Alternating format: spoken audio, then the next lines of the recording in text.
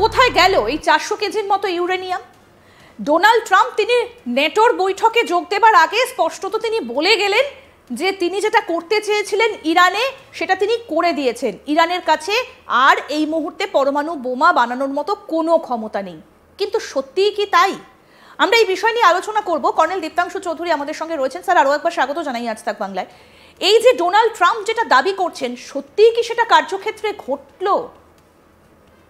Donald Trump তো যখন এই B2 বোম ফেললো GBU-57 ফোর্দো, নাতানস এবং ইস্পাহানে, তখন ডোনাল্ড ট্রাম্প একটা টুইট করেছিলেন, বলেছিলেন যে বিশ্বের মানচিত্র থেকে এই যে নিউক্লিয়ার সাইট যেগুলো 3টে ইরানের আছে অবলিটারেট করে দিয়েছে, মানে মুছে দেওয়া হয়েছে।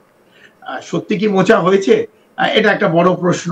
এই 2-3 দিনের মধ্যে, তার মধ্যে আমরা দেখেছিলাম ইরান কিরম ভাবে ক্ষেপণাস্ত্র দাগলো, আবার হামলা করলো যে মার্কিন যুক্তরাষ্ট্রের ঘাঁটির গুলোর ওপর, এবং তারপরে একটা সিজ ফায়ার হলো। এই সিজ ফায়ার যখন ডিক্লেয়ার হলো, মার্কিন যুক্তরাষ্ট্র প্রেসিডেন্ট ট্রাম্পই করেছেন, আমরা জানতাম এটা হবে। সেই মুহূর্তে আমরা কিন্তু এটাও জানতে পারি তারই একটা অর্গানাইজেশন পেন্টাগন, যেটা ওনাদের সামরিক বাহিনীর হেডকোয়ার্টার, তারই একটা department, defence intelligence agency DIA, তারা একটা রিপোর্ট বার করেছে যেটা আপনি আমাদের জানালেন যে ইরানের যে ইউরেনিয়াম আছে সেটা কেউ 400 কিলো বলছে, কেউ 600 কিলো বলছে, আমি এক্স্যাক্টলি জানি না।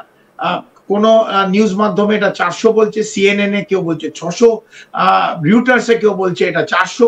সো যতই হোক, যে ইউরেনিয়ামের একটা বড় অংশ, সে 400 কেজি হোক 500 কেজি হোক, এইটা কিন্তু ইরান মার্কিন যুক্তরাষ্ট্র বম করবে, ওই জায়গাটা আঘাত করবে, ধ্বংস করবে জেনে এই যেদিন অ্যাটাক হলো তার 2 থেকে 3 দিন আগে তারা কিন্তু ওইটা নিজেদের একটা গন্তব্যস্থলে, যেটা কেউ জানে না, পৃথিবীর থেকে লোকানো, সেই জায়গাটা কিন্তু সরিয়ে দিয়েছে। এবং আমরা ছবি দেখেছি, এই যখন প্রেসিডেন্ট ট্রাম্প ক্লেম করছে যে ফোর্দোর ওপর ধ্বংস করে দেওয়া হয়েছে, ফোর্দোতে এই যে এনরিচ ইউরেনিয়াম ইন্দিরা অথবা যে সেন্ট্রিফিউজ, এগুলো মাটির প্রায় 300-350 ফিট নিচে এত সুন্দর করে এগুলো রাখা ছিল। ইরান দীর্ঘদিন ধরে, এটা এক বছর না, দীর্ঘ বছর ধরে এগুলোকে বানিয়েছে, স্টোর করেছে, যে ছবিটা আপনারা স্ক্রিনের উপর দেখছেন। এখানে মার্কিন যুক্তরাষ্ট্র হোয়াইট ম্যান এয়ারবেস থেকে তাদের B2 বোম্বার নিয়ে এসে GBU-57 ফেললো, যেটা বাংকার বাস্টার, যার ওজন 30,000 পাউন্ড। এত কথা, এত গণমাধ্যমে এই নিয়ে ডিসকাস হয়েছে, তার প্রায় 15,500 অথবা 16,000 কিলো তার ওজন, সেটা নাকি একদম ভেঙে চুরিয়ে দিতে পারে। হ্যাঁ, ভেঙেছে। একটা এন্ট্রেন্স, একটা এক্সিট, এটা পেন্টাগনের রিপোর্ট, আমার রিপোর্ট নয়। এটা ডিফেন্স ইন্টেলিজেন্স এজেন্সি, যেটা মার্কিন যুক্তরাষ্ট্র, তার রিপোর্ট, আমাদের রিপোর্ট নয়। তারা বলছে যে হ্যাঁ, ক্ষতি হয়েছে, যে উপরে যে স্ট্রাকচার গুলো ছিল সেগুলোর ক্ষতি হয়েছে, এবং ফোর্দো ঢোকার এবং বেরোবার যে এন্ট্রেন্স এক্সিট যে স্ট্রাকচার ছিল সেগুলো ক্ষতি হয়েছে। কিন্তু তার সঙ্গে স্যাটেলাইট পিকচার বলছে 16 থেকে 20টা সিলিন্ড্রিক ট্রাক, যার মধ্যে এই এনরিচ ইউরেনিয়াম অথবা এই নিউক্লিয়ার ফিউয়েল, যেটাকে সরিয়ে দিয়েছে ইরান 3 দিন আগে একটা এমন জায়গায়, যে জায়গায় কোনো পৃথিবীতে কেউ জানে না, সে ইসরায়েলের মোসাদও জানে না এবং মার্কিন যুক্তরাষ্ট্র CIAও জানে না। তো এটাকে সরিয়ে দেওয়া হয়েছিল, যদিও মার্কিন যুক্তরাষ্ট্র রাষ্ট্রপতি এখনো বলে যাচ্ছে, সে আজ সকালবেলা, আমরা জানি, আমাদের সকাল ওদের রাত্রির, আমরা জেনেছি, সে রিউটার্সের ওপর, CNN এর ওপর ক্ষুব্ধ হয়েছে যে আপনারা কিরম করে বলছেন, আমি বলছি আজ রাষ্ট্রপতি এটা শেষ করে দেওয়া হয়েছে, কিন্তু তারই অর্গানাইজেশন বলছে না, সেইভাবে আঘাত হয়নি। এবং টমাহক মিসাইল, যেটা মার্কিন যুক্তরাষ্ট্র সাবমেরিন থেকে মারা হয়েছিল নাতানস এবং ইস্পাহানে, কিছু ওভার যে ইনফ্রাস্ট্রাকচার ছিল, মাটির ওপরে যে ইনফ্রাস্ট্রাকচার ছিল, সেগুলো নিশ্চিতভাবে ভেঙেছে। কিন্তু কেউ, কোন রাষ্ট্র তার নিউক্লিয়ার ফিউয়েল অথবা এনরিচমেন্ট ইউরেনিয়াম ওপরে, মাটির ওপরে, জমির ওপরে রাখে না। এটা অনেক অনেক ভেতরে থাকে একদম। যদি সেটা লিকেজও হয়, আমি যদি বললাম যে বোম না মেরে যদি লিকেজও হয় নর্মালি, তাহলেও এটা মানুষের জন্য বিপজ্জনক। সেইটাকে করতে গিয়ে তাদের অনেক গভীরে, মানে মাটির অনেক গভীরে 300-350 ফিট নিচে রাখতে হয়। আমরা দেখেছিলাম যে যারা রাখেনি পাকিস্তান রেখেছে কি রাখেনি আমি জানি না, তবে আমি জানি সেখানে ভূমিকম্প হয়েছে এবং তারপর প্রচুর তেজস্ক্রিয় সেখান থেকে বেরিয়েছে বলে আমরা জানি, এর থেকে বেশি কিছু আমরা আর জানি না।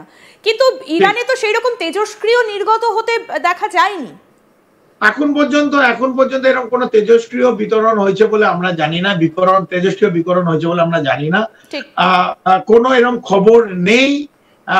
IAEA যে মানে সর্বোচ্চ যে বডি অ্যাটমিক এনার্জি এজেন্সি, তারা বলেছে, ইন্টারন্যাশনাল অ্যাটমিক এনার্জি এজেন্সি, তারা বলেছে না, তারা এরকম কোনো পায়নি। তবে যে জিনিসগুলো করলো ইসরায়েল এবং মার্কিন যুক্তরাষ্ট্র, এই মিথ্যে কথা রটালো যে তারা নাকি সমস্ত অবলিটারেট করে দিয়েছে, ভেঙে দিয়েছে। ইসরায়েল তৃতীয় দিনে বলেছিল নাতানস ধ্বংস হয়ে গেছে, কিন্তু স্ট্রাকচার ধ্বংস হয়েছে, কিন্তু এনরিচমেন্ট অফ ইউরেনিয়াম যদি থাকে, ইরানে থাকে এবং বলছে আছে, সেটা ওয়েপেনাইজ করলে আলাদা কথা। ইরান যদি ওয়েপেনাইজ করে, অ্যাটম বম বানায়, নিউক্লিয়ার বানায়, আলাদা কথা। এইটা যদি সিভিল এন্ড ইউজে করে, যদি পাওয়ারে করে, অন্য সায়েন্টিফিক এক্সপেরিমেন্টের জন্য করে, that is a different option. তো সেটা করতেই পারে। তো ইরান কি করছে সময় বলবে, কিন্তু এই যে মিথ্যে রটনা যে আমরা সমস্ত ধ্বংস করে দিয়েছি, যেহেতু আমরা খুব পাওয়ারফুল, যেহেতু আমরা most military might in the whole world, তো আমরা যেটা বলবো সেটাই আপনাদের বিশ্বাস করতে হবে, এটা ঠিক নয়। এবং স্যাটেলাইট পিকচার দেখাচ্ছে যে হ্যাঁ ধ্বংস হয়েছে, একদম হয়েছে, আমরা বলছি না যে হয়নি, হয়েছে। একটা বোম ফেললে নিশ্চিতভাবে ধ্বংস হবে, এবং GBU-57 যখন ফেলা হবে, যে বিশ্বের সবচেয়ে ভয়ঙ্কর বাংকার বাস্টার, তো নিশ্চিতভাবে হবে। কিন্তু যেখানে ছিল ইরানকে কম ভাবার আমরা উচিত নয়। ইরান ঠিক জায়গা মতন নিজেরা কোথায় রাখতে হবে ওরা সরিয়ে দিয়েছে। আমেরিকা নিশ্চিতভাবে বোম ফেলেছে, কিন্তু তাদের ইউরেনিয়াম মনে হয় টাচ করতে পারি। এরপরে কর্নেল চৌধুরী বেশ কিছু কথা সূত্র মারফত যেগুলো আমরা শুনতে পাচ্ছি, তার মধ্যে কতটা ঠিক কতটা ভুল সেটা যাচাই না করেই আপনাকে বলি যে বেশ কিছু কথা ইরান থেকে বাইরে বেরিয়ে আসছে, যে তারা বলছেন তারা নাকি আবার পুনর্গঠন করতে যাবেন এবং আবার তারা সেই পথেই হাঁটবেন। তাহলে এতটা আত্মবিশ্বাস তারা কোথা থেকে পাচ্ছেন? পেছনে কি কোনো অদৃশ্য হাত রয়েছে তাদের মাথায় বলে আপনি মনে করেন? না, কোনো অদৃশ্য হাত নেই। ইরানকে আপনি যদি ইরানের, আবার বলি সবাইকে যারা শুনছেন দর্শক, ইরানের ইতিহাসটা পড়তে হবে, পার্সিয়ার ইতিহাস পড়তে হবে। এটা 2-2,500 বছর, 3,000 বছর ইতিহাস পড়তে হবে।